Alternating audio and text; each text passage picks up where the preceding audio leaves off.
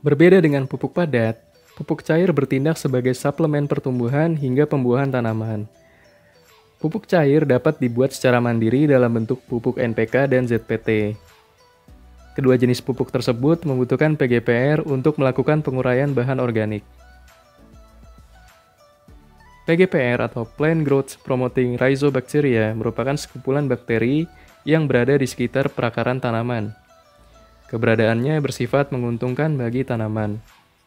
Hal ini dikarenakan PGPR aktif berperan dalam mengkoloni akar tanaman, di mana PGPR memiliki peran untuk mengikat nitrogen di udara dan juga sebagai pelarut fosfat.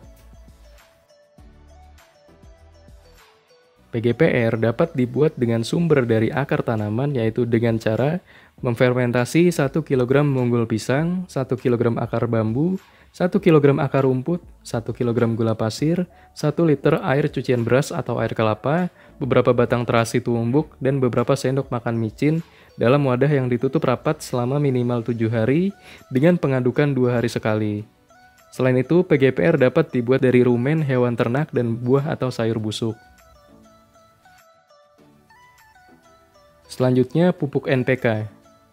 Pupuk NPK merupakan salah satu jenis pupuk majemuk yang paling umum digunakan.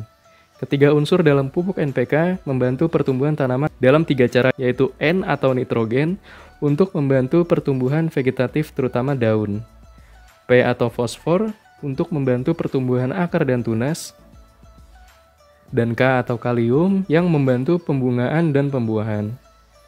Pupuk NPK organik dapat dibuat dengan menggunakan bahan-bahan yang ada di sekitar kita seperti gula, air cucian beras atau air kelapa, batang pisang, keong, dan tulang. NPK dapat dibuat dengan cara memfermentasi 5 kg campuran antara daging keong sebagai sumber N, tulang sebagai sumber P, dan batang pisang sebagai sumber K yang ditambahkan 1 kg gula, 5 liter air cucian beras, dan 3-4 sendok makan PGPR dalam wadah yang ditutup dengan kain yang diikat karet selama minimal 7 hari dengan pengadukan 3 hari sekali.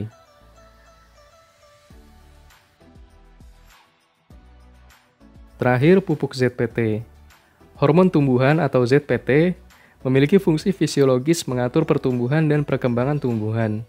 Biasanya hormon diambil dari bagian makhluk hidup yang muda atau masih bertumbuh. Untuk membuat hormon dapat dilakukan dengan cara memanfaatkan bahan-bahan di sekitar seperti jagung muda, rebung, daun muda, sumsum tulang, kecambah, dan lain-lain. Untuk membuat ZPT, diperlukan 10 kg campuran rebung, bawang merah, bawang putih, kecambah, daun muda, dan jagung manis muda yang diblender dan ditumbuk. Kemudian tambahkan 1 kg gula, 10 liter air cucian beras atau air kelapa, dan 2-3 sendok makan PGPR. Masukkan campuran tersebut ke dalam wadah tertutup, lalu biarkan selama 7 hari dengan pengadukan 3 hari sekali.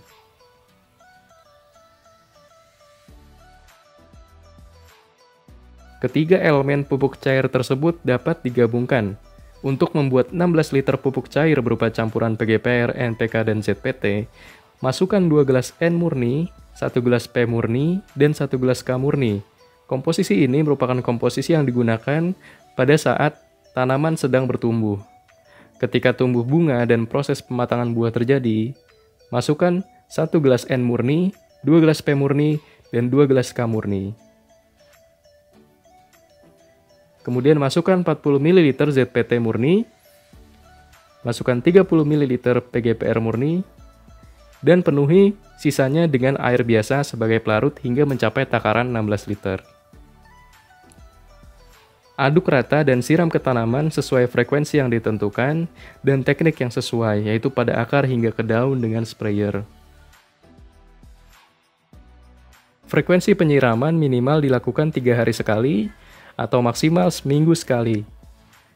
Sebenarnya dalam pengaplikasian pupuk cair, frekuensi tidak masalah, yang penting konsentrasi pupuk tidak terlalu tinggi pada campuran antara air biasa dan pupuk itu sendiri. Karena jika konsentrasi pupuk terlalu tinggi, tanaman justru akan kering.